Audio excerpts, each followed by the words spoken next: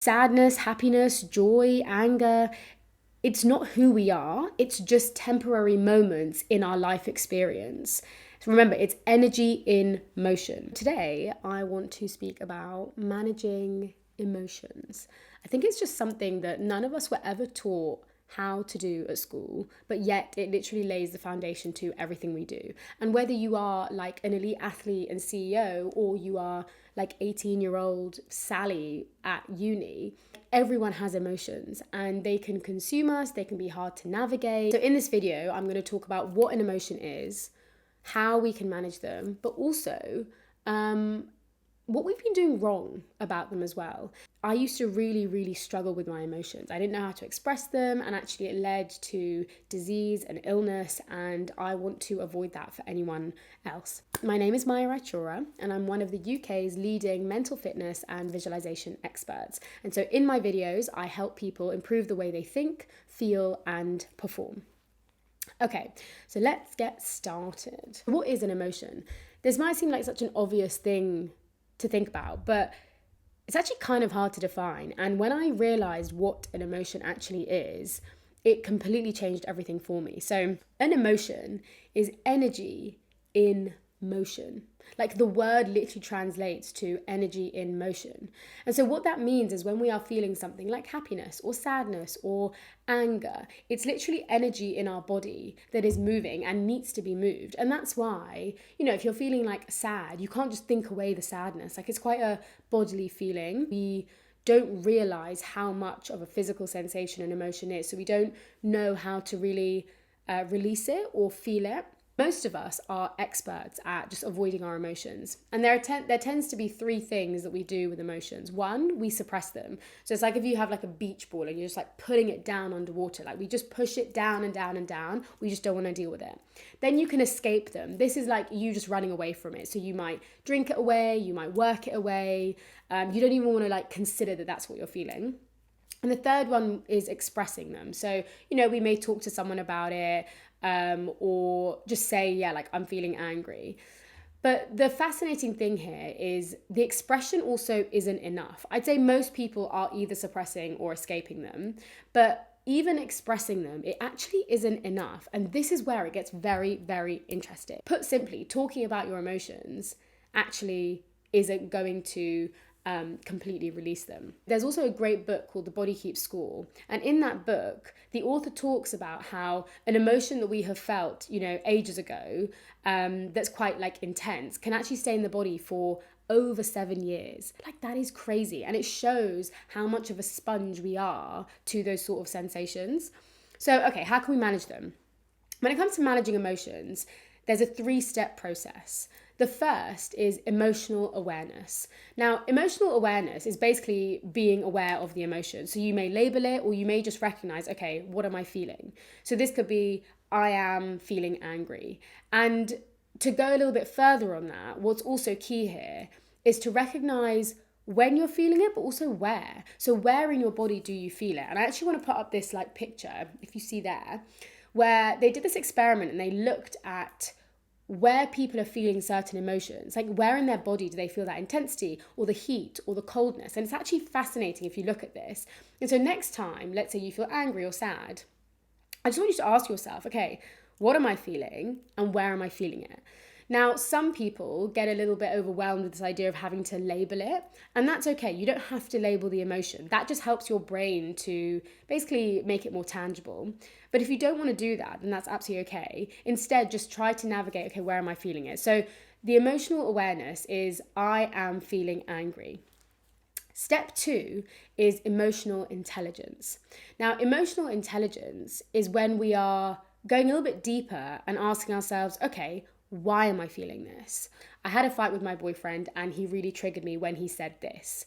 So here we are basically explaining it and we are analyzing it to some extent. Now, emotional intelligence is useful because it can help us to understand what are the patterns that we are consistently having in our life that is resulting in us feeling this emotion. And especially when it's quite like intense or repetitive, it gives us the opportunity to start changing it so that we can actually move past that pattern and break that behavior. And so a really good way to think about emotional intelligence is when you are being a bit more logical about it. So you know you're feeling a certain way. Okay, cool. Now what am I going to do about that? So this is where I think journaling is a really useful thing to do. So you can start actually analyzing, okay, where's this emotion come from? Now I tend to use 3 key questions for this. I think I need to sneeze. 1, you know when that happens and your eyes water. Okay, so 1, you want to ask yourself, why am I feeling this? Where has this emotion come from? 2, you can ask yourself, what triggered me in the situation? Now, this is a little bit harder because you may not be able to pinpoint exactly when, but try and ask yourself, was it what someone said? Was it an environment you were in? Was it a particular activity you were doing? And 3, how old am I? Now, this might seem a bit like, what is that question? But the reason this is important is because the more hysterical an emotion is, the more historical the emotion is. So if you just think about that again, when we have that very bodily sensation, we might get goosebumps, we might sweat, especially when we're anxious or angry or it just consumes us totally, especially when it's quite uncontrollable. This signals that that emotion has been stuck in the body for a while. It is a more historical emotion. So something that when you were younger or something like that, it's basically going to trigger that emotion from when you were young as well. So a good example of this is if I ever feel envious or jealous, in my daily life now, it is a bit more of an intense emotion because when I was young, I used to feel it a lot because I was in a lot of competitive environments. And so this is super important to notice because now when I feel it, I ask myself, okay, but Maya, how old are you feeling? And often I'm I don't know, 10 or maybe even 12. And that helps me to understand that the intensity of the emotion is not actually this complete situation, it's coming from other things as well. So those 3 questions are really good to start analyzing and understanding, why am I feeling this particular emotion? Now, one thing I will say is don't get too wrapped up in the analysis of it because it can also be overwhelming. And sometimes we just don't know. Sometimes we don't know why we're feeling a certain way because it might be a bit unfamiliar or we've not ever felt it before. So just think of this as a good opportunity to try and unravel some of those patterns and repetitive emotions that you're feeling. That's where it's particularly good.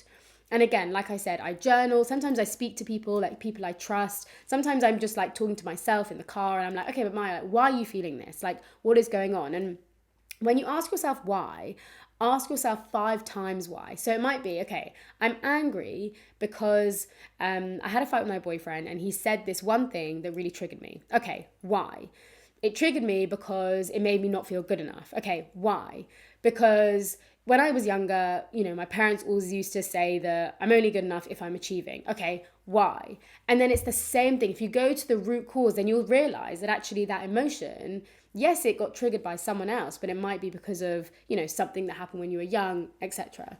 Or it might just be, because I'm feeling like I don't have much purpose right now, or things like that. So you can start to see how our thoughts are really linked there. And then the last step is emotional agility.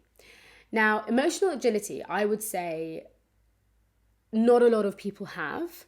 I'd say most people are stuck on the emotional awareness bit. They know they can say okay, I'm feeling angry, but they don't do anything really past that. And so emotional agility is this idea of, okay, we know we're feeling angry and we know it's because we had a fight with our boyfriend and he triggered us. So now, what do we want to do? And this is really cool because emotional agility is about, do you want to change that? And this is important because I'm not saying you have to change it. Emotions also sometimes just need to be felt a bit, I have days where I just want to be sad and that's okay. And I just want to feel that. But the point is, if we do that for too long, for, weeks and weeks, that emotion then becomes our mood. And that's when you've let this temporary fleeting emotion actually get stuck in you for way too long. And so emotional agility is okay, how can I move this if I want to? Now, sometimes it is, you feel it and then you take a rational decision to then do something else, which is great. But I would say within emotional agility, there are going to be 3 key things that I think are really useful. And I want you to remember back to that definition. Emotions are energy in motion. So once we've done the awareness and we've done a bit of the thinking of why, now it's about, okay, how do we move it through our body? How do we come out and shift our state? So the first thing is dance. Genuinely, it's energy in motion. So if you can like dance out that excess energy, or even like just jump around, or like, that's why, like, you know, sometimes when you shout or you cry, it's like you actually feel better. You're moving it through you. So I sometimes put on Taylor Swift, Shake It Off, and I just dance. I literally dance it out, especially with more uncomfortable emotions, because we can get so tight and like tied up there. The second thing I do is feel it. Just feel it. A good example of this is like, so I recently had a breakup, and I think we're so quick to just be like, oh my gosh, like move on and like don't show your sadness and, you know, pretend you're okay. But truly, I needed to just feel sad. I wanted to cry. I needed to be angry. And I think like, I don't know, as a woman, I was never like, I never really understood, how do you express those sort of feelings? Like, yes, you can cry, but especially like anger, like in some ways just feel it, feel the rage of it, feel that electricity in your body, because truly speaking, emotions are the thing that make us feel most alive, and they remind us that we're alive. So yes, it can be uncomfortable to feel those things, but there's a motto which I love, which is feel it to heal it. If you can feel that discomfort and you can sit in it, it won't last as long.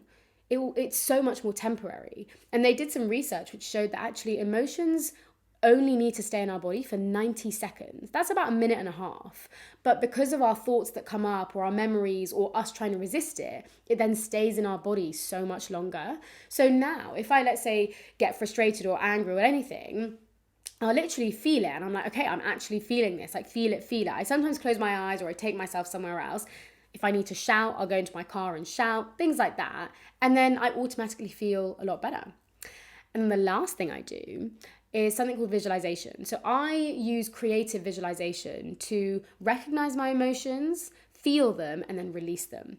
And so, in fact, I can do this with you right now. So if you want to try this exercise, it's so brilliant. So you basically close your eyes, and I want you to imagine, let's say you're feeling anxious, okay? Or there's some like discomfort, or like an uncomfortable emotion. You close your eyes and you first ask yourself, okay, where am I feeling it? So right now for me, it might be in my stomach. That's where I tend to feel anxiety. And I just want you to notice that. And I want you to put a color or a shape, temperature, or even like a character to this emotion. So for me, anxiety is like tight green ropes that get like really stuck in my gut, and it makes me feel quite sick. And so I can see that really, really clearly. I'm creating a mental image of these tight ropes that are in my gut. And yes, it might feel a bit uncomfortable, and I want to continue to feel that. I want to actually feel the discomfort of it. And now, using the power of my brain and visualization, what I'm going to do is create space there and let those ropes dissolve, basically. So what I'm going to do is start opening the knots so that I can create space in my gut. And then I'm going to slowly, slowly make these green ropes dissolve and dissolve and dissolve. And I'm going to slowly calm down that feeling of anxiety in my gut. And if there's still some stuck there, again, I will see those tight, tight ropes, and I'll repeat the process as many times as I need to. Now, the reason this works is because your brain really struggles to know the difference between what is real and imagined. So when we use visualization to manage our emotions, it is incredibly powerful, and you can start to actually shift that energy. And even now, like, even though I wasn't feeling anxious, I already just feel like such a sense of like peace in my body. And so I literally do this with all my clients, from all the top athletes before they go onto the pitch, or, you know, they're going for their games, but also like CEOs, entrepreneurs, and students, and even like, you know, like 18-year-old, what was it, Sally, her as well. So these, I think, are the 3 practical things that you can do to really shift that emotion. And remember, you've done the work prior as well. You've done the understanding, you've done the awareness. And so, yeah, I think emotions are a really big topic. And what I would also say is it's all about practice. Like it requires practice to build that awareness, to get in the habit of looking at the intelligence, but then also practice to start shifting it and moving it. But I think, like, you know, I used to be so scared of feeling certain emotions and admitting them. Whereas today I feel emotionally fearless to own them and feel them, because actually that is what is, it just make, I feel more in control. I feel more powerful. I feel more myself because I'm not trying to push anything away. I'm embracing them. Sadness, happiness, joy, anger, it's not who we are. It's just temporary moments in our life experience. So remember, it's energy in motion. In this video, we looked at what an emotion is, so energy in motion. We also looked at, okay, what are those 3 stages to managing them? So emotional awareness, emotional intelligence, and emotional agility. And most people are stuck at emotional awareness. So try and push yourselves to the others now. And next time you feel something or you're out somewhere and you get that emotion, try this out and let me know how it goes. Cool. Well, I'll see you next week for another video about something to help you think, feel, and perform like the top 1%.